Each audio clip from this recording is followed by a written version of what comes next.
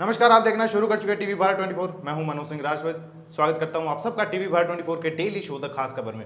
आज की खास खबर में बात होगी एफटीए की, यानी फॉरेन ट्रेड एग्रीमेंट या फिर फ्री ट्रेड एग्रीमेंट, कुछ भी बोल दीजिए, मतलब दोनों का एक ही है। अब ये होता क्या है, जरा वो जान लीजिए। दरअसल फॉरेन ट्रेड एग्रीमेंट वो होता है जब एक देश दूसरे देश के कुछ गुड्स यानी इंपोर्ट के ऊपर किसी भी प्रकार का कोई टैरिफ नहीं लगाता है।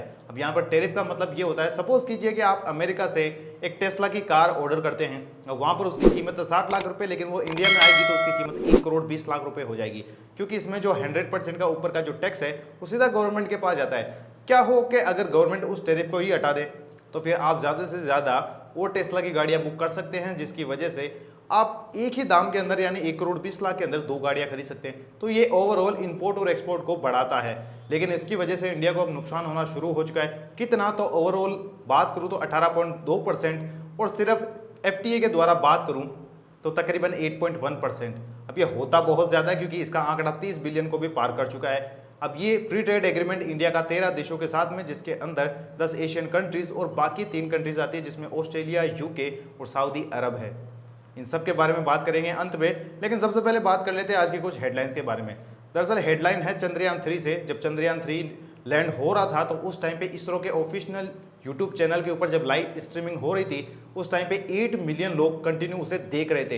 ये आज तक का सबसे बड़ा गिनीज वर्ल्ड रिकॉर्ड है, और ये इससे पहले 2022 के अंदर फीफा वर्ल्ड कप पर था, जिसके अंदर तकरीबन 68 लाख लोग यानी 6.8 मिलियन लोग देख रहे थे, और यहाँ पर इंडियन 8 मिलियन लोग देख रहे हैं, मतलब तकरीबन 22 लाख लोगों का अंतर था, और यहाँ बन गया हमारा एक और गिनीज वर्ल्ड रिकॉर्ड। आज की दूसरी हेडलाइन की बात करें तो निकल कर आ रही है ब्रिक्स से। दरअसल जब से मोदी जी वहां पर गए उसके बाद में साउथ अफ्रीका के जो प्रेसिडेंट थे रामापोसा, उन्होंने और भी ज्यादा मेंबर बनाने की बात कही थी। पहले तो इंडिया ने उसको अपोज किया था कि हमें इतने ज्यादा मेंबर नहीं बढ़ाने चाहिए, लेकिन उसके बाद में 6 देशों का यहाँ पर कंफर्मेशन आया है कि आने वाले टाइम यानी 2024 1 जनवरी से स्टार्ट हो जाएगा इन 6 देशों को सदस्यता देने की बात में, जिसके अंदर है Argentina, Ethiopia, Egypt, Iran, UAE, सऊदी अरब और यूएई यानी यूनाइटेड अरब एमिरात। टोटल मिला के 6 देश है। इन 6 देशों को आगे जाकर ब्रिक्स प्लस की मेंबरशिप मिल जाएगी।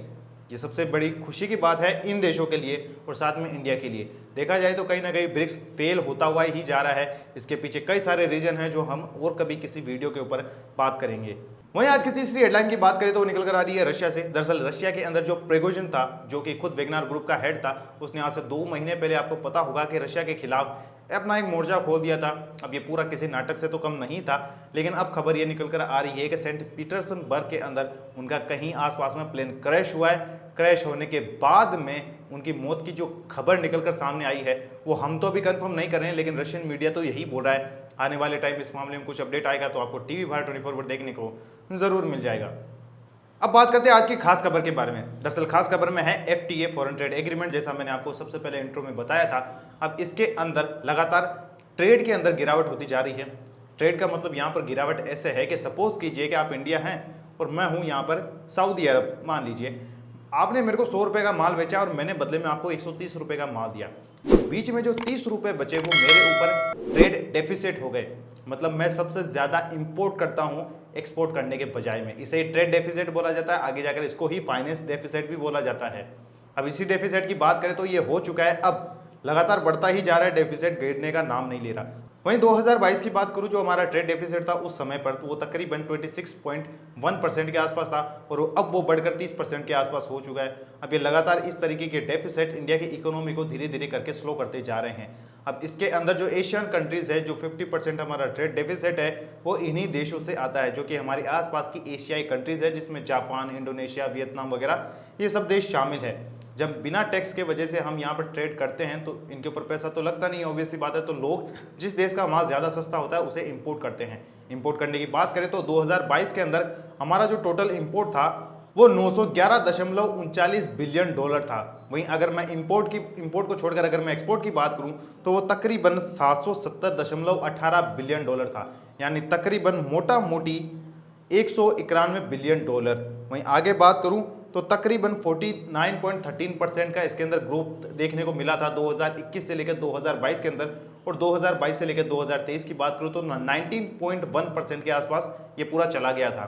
अगर इसी तरीके से ट्रेड डेफिसिट बढ़ता रहा तो आने वाले टाइम के अंदर इंडिया की जो इकोनॉमी जिस तरीके से ग्रो कर रही है वो भी नहीं कर पाएगी और स्लो डाउन होना शुरू हो जाएगी।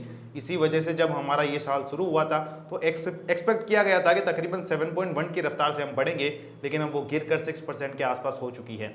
वहीं अगर मैं एक्सपोर्ट की बात करूं तो असल में इंडिया एक्सपोर्ट करता क्या है, तो हमारा जो एक्सपोर्ट का 75% है वो सिर्फ fish, carols, fruit, vegetable, textile और स्पाइस से आता है, और बाकी का 25 बात करूं तो वो आता है सर्विस टैक्स आता है, जो कि हम बाहर की बड़ी बड़ी जो मल्टीनेशनल कंपनियां होती है जो कि सॉफ्टवेयर बनाने का काम करती है वहां से आता है, फार्मा से आता है और कुछ एक इंडस्ट्रियल एक्सपोर्ट की वजह से आता है। अब यहीं पे है सबसे बड़ी प्रॉब्लम। ऐसा नहीं कि हमें इन सब चीज़ों को एक्सपोर्ट करना बंद कर देना चाहिए, इन फ्रूट आइटम्स को, लेकिन हमें ध्यान देना पड़ेगा यहाँ के फार्मा इंडस्ट्री के ऊपर, यहाँ की मैन्युफैक्चरिंग हब के ऊपर और भी कई सारी चीज़ों के ऊपर। अगर इस प्रकार हम ध्यान देते रहेंगे तो आने वाले टाइम के अंदर हमारी ग्रोथ और भी आगे बढ़ती जाएगी। आज के वीडियो में बस इतना ही। मैं मिलता हूँ कल फिर आपसे एक और वीडियो के साथ में, तब तक देखते रहिए टीवी भारत 24। जय हिंद, जय भारत।